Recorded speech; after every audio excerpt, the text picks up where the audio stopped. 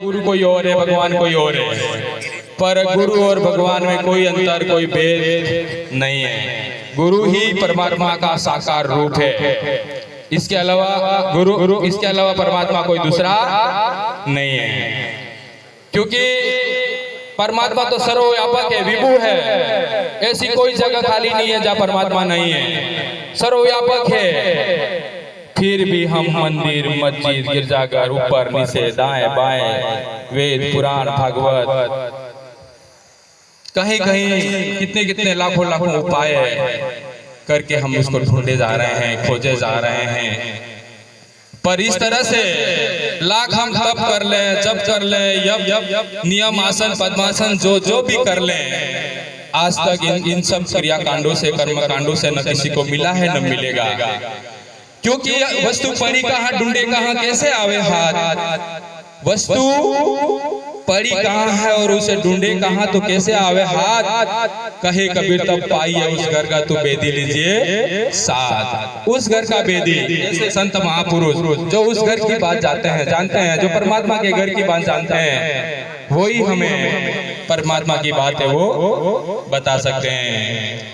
तो हमारे जीवन में गुरु होना बहुत ही आवश्यक है। गुरु से बढ़ाना, 3 लोग 9 खंड में गुरु से बढ़ाना कोई करता तो कर ना सके न गुरु कर से कोई। यानी कि गुरु से ही हमारी मुक्ति संभव है। कितने भी हम कर्मकांड या जो भी पूजा पद्धतियां हैं उन सबको करने से हमको कभी परमात्मा की प्राप्ति होती नहीं, क्योंकि परमात्मा तो मिला ही हुआ है, परमात्मा तो हमसे जुड़ा ही हुआ है, परमात्मा तो हमसे अखंड है। कभी अखंड का अर्थ होता है कि जो कभी खंडित होता नहीं, तो अखंड है वो हमसे खंडित कब हुआ। और जो हम उसको ढूंढ रहे हैं, खोजे जा रहे हैं। क्यों खोजे जा रहे हैं, क्यों ढूंढे जा रहे हैं? क्योंकि हम मूर्छा में हैं, हम सोए हुए हैं, मोह की निद्रा में सोए हुए हैं, इसलिए हम उसे खोजे जा रहे हैं, ढूंढे जा रहे हैं। अगर ऐसे समर्थ सदगुरु मिल जाए तो वो नींद हमारी तोड़ दे, वो मोह की निद्रा तोड़ दे और हमें जगा दे और उस परम से मिला दे। और जब जाग जाए तो परमात्मा हमसे दूर नहीं है, परमात्मा हमसे मिला ही हुआ है। कौन कहता हमसे दूर हुआ परमात्मा? परमात्मा दूर हो, कहते हैं ना परमात्मा के बिना तो एक पत्ता भी नहीं हिलता। तो फिर हमसे दूर हो के फिर हम कैसे चलते फिरते हैं? हमारे चलने की जो सत्ता है, हमारे बोलने की जो सत्ता है, हमारे सुनने की जो सत्ता है, हमारे देखने की जो सत्ता है, वो कहाँ से प्राप्त होती है?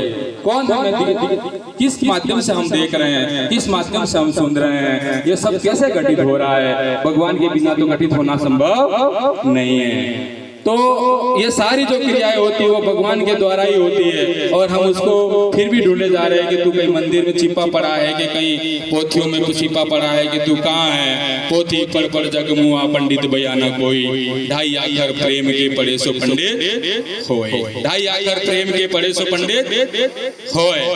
2.5 अक्षर प्रेम के, प्रेम वो कहते हैं कि प्रेम गली अति साखरी जामे दो ने समाए।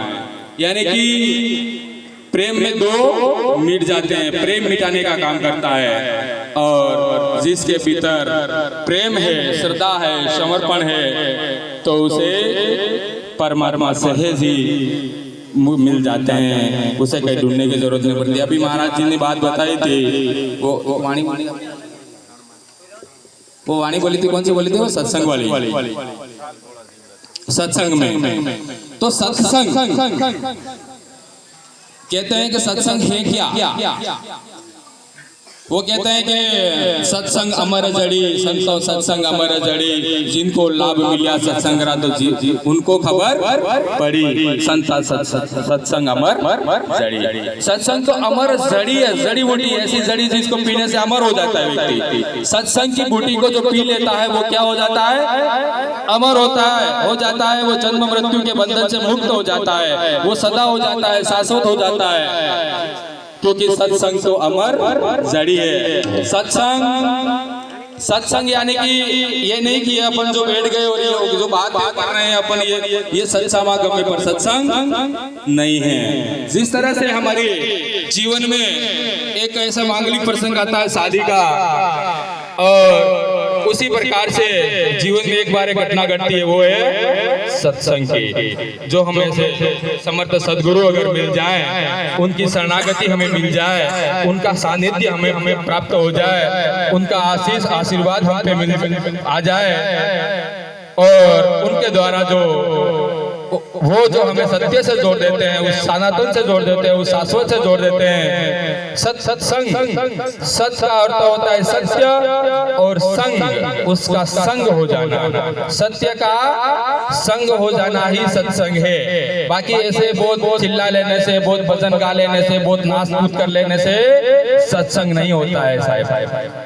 सत्संग नहीं होता है। और सत्संग का अर्थ होता है ऐसे कोई समर्थ सदगुरु हमारे जीवन में आ जाए और हमें सत्य की राह दिखा दे, तो समझ लेना हम सत्संग में, हमें सत्संग मिल चुका है। सत्य से हमारा नाता जुड़ जाए, उस शाश्वत से हमारा नाता जुड़ जाए, उस सत्य से हमारा नाता जुड़ जाए, सारे भेद भ्रांति, सारा अंधकार, सारा अज्ञान मिट जाए। जिस प्रकार से सूर्योदय होता है तो सारा अंधेरा मिट जाता है, उसको मिटाना नहीं पड़ता, उसको भगाना नहीं पड़ता है, स्वतः ही स्वाभाविक ही वो अंधेरा है वो दूर हो जाता है। इसी तरह से जब हमारे भीतर में हमारी आत्मा जगती है, हमारे भीतर में हमें सत्संग का लाभ मिलता है, तो सारा जो अज्ञान रूपी अंधेरा है वो दूर हो जाता है, मिट जाता है।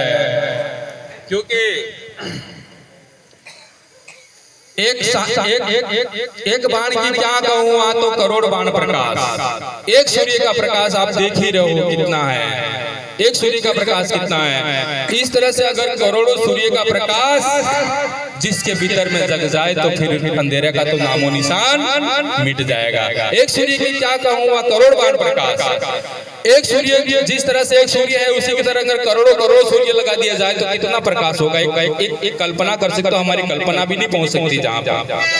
तो कल्पनातीत है, जो ईश्वर है वो कल्पनातीत है, आत्मा है वो कल्पनातीत है, तुम्हारे भीतर का जो प्रकाश है वो कल्पनातीत है, शब्दातीत है। क्योंकि उसको तुम ऐसे मन से अगर उसको प्राप्त करना चाहते हो तो नहीं कर सकते हो। मन बुद्धि वाणी वहां पे पहुंचे नहीं, वाणी वहां पे वंशी जा निर्वाणी पद चाचा, वो पद है वो कैसा है, निर्वाणी है, शून्य रूप है। तो उस पद को, उस परम पद को हमें प्राप्त करना है, और मानव जीवन का लक्ष्य ही है। मानव जीवन मिला ही इसलिए है कि हमें उस परम पद परमात्मा की प्राप्ति करनी है, इसलिए हमें यह जीवन मिलता है। और हम सब परम सौभाग्यशाली हैं जो ऐसे हमारे सदगुरु की हमें शरण मिली और हमें सदगुरु की कृपा मिली। हम कितने सौभाग्यशाली हैं, क्योंकि मैं तो कभी कभी आश्चर्य करता हूँ कि एकांत में, कंदराओं में कई ऋषि मुनि तरफ वहीं तपस्या करके वहीं अपना कंकाल छोड़ दिया, वहीं पर जो अपना जीवन त्याग दिया, फिर भी वो कहते हैं तपस्या 1000 बरस की, सत्संग फल एक, तो भी बराबर न तुले तो सुखदेव मुनि की ना विवेक।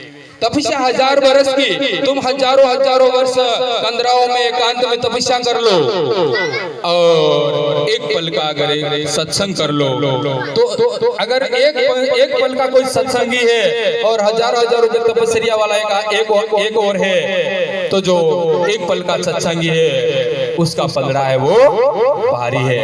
इसलिए गुरु की महिमा है वो